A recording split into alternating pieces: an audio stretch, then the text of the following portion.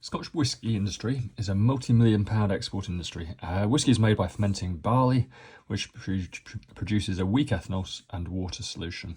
Whisky has a higher alcohol content than is produced from fermentation.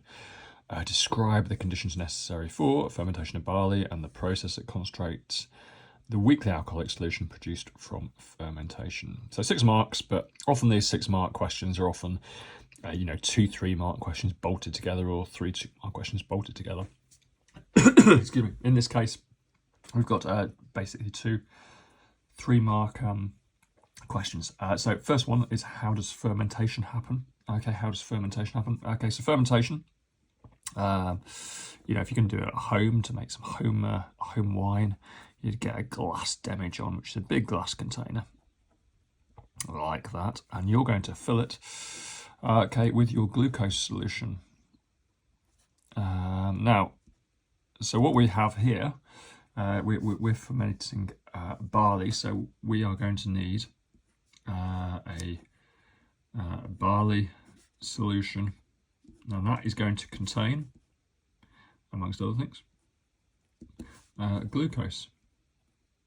So we need a barley solution. Okay, now into that glucose solution we're going to add yeast. Okay, so we're going to need to add yeast.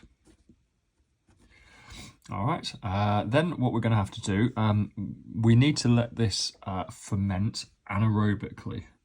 Okay, what that means is without oxygen. Okay, so what we'd put in the top here is basically, I'm really terrible at drawing these.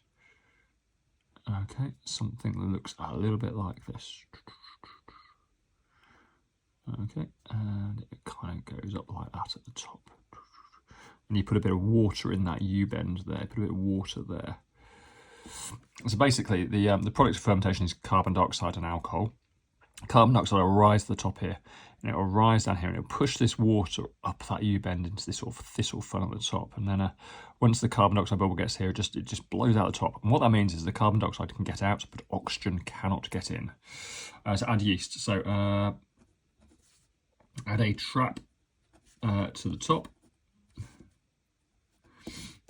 to let the CO2 out, but stop air getting in. So that's quite important as well.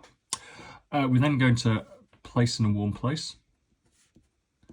So fermentation happens best around about 35, 36, 37 degrees. So anything between 25 and 40 degrees would be fine. Placed in a warm place. Okay, 37 degrees. See, body temperature often works best of all. Okay, and then that will produce our alcohol. We know the fermentation has stopped when the bubbles stop. Okay, when bubbles stop, so we'll see bubbles at the top here in this water, and we'll see them bubbling out. When bubbles stop, okay, filter out the yeast, and you have your alcohol solution. Now that's going to stop around about 12% alcohol. The alcohol that's produced after that point poisons the yeast, and it stops the fermentation. Right, now whiskey is about 40 or 50% alcohol. So we've now got an alcohol and water mixture. Okay, so the way we're going to separate that is fractional distillation. Fractional distillation. Now if we're doing that in the lab, okay, what we're going to need, and there's nothing to stop you drawing diagrams in your answers, okay, we're going to need a round bottom flask at the bottom, and we're going to need a long fractionating column, okay, a fairly long fractionating column. I'll explain why that we need the long fractionating column in a moment. And then over this side, we have a thermometer in the top. My diagrams are terrible, I apologise for these. That's our thermometer there. Okay, and this here is a delivery tube, and into it we've got our condenser. Okay, so the purpose of that is to condense the vapours that come off. That's cold water in there, and that's the water out there. So we'll put that down a sink. Okay, what we're going to do, we're going to heat the alcohol solution down here. Okay, then we're going to heat our alcohol solution down there. So let's just put a couple of bits of writing to accompany our diagram here to ensure we get the 6 marks. Okay, so alcohol solution in round bottom flask.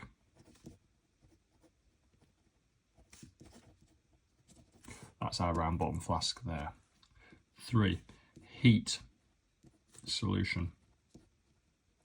When we heat that solution, the fraction, the component, if you like, of the mixture, the fraction with the lowest boiling point will make its way to the top of the tower first. So fraction with lowest boiling point. Lowest boiling point. In this case, it's the alcohol, the ethanol. The ethanol.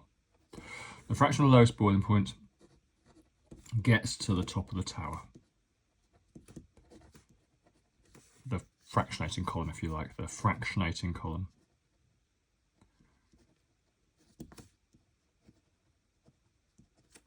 First. Okay, so let's label that as well. Fractionating column.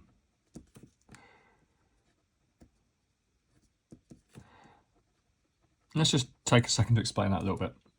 When you heat this solution here, both the alcohol and the water are going to evaporate.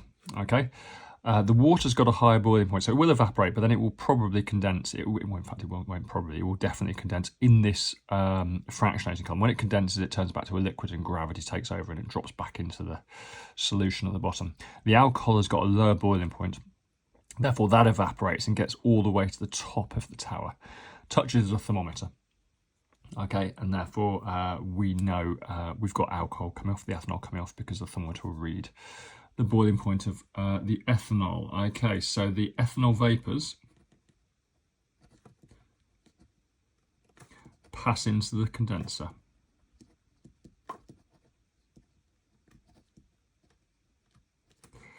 And cool to form ethanol liquid.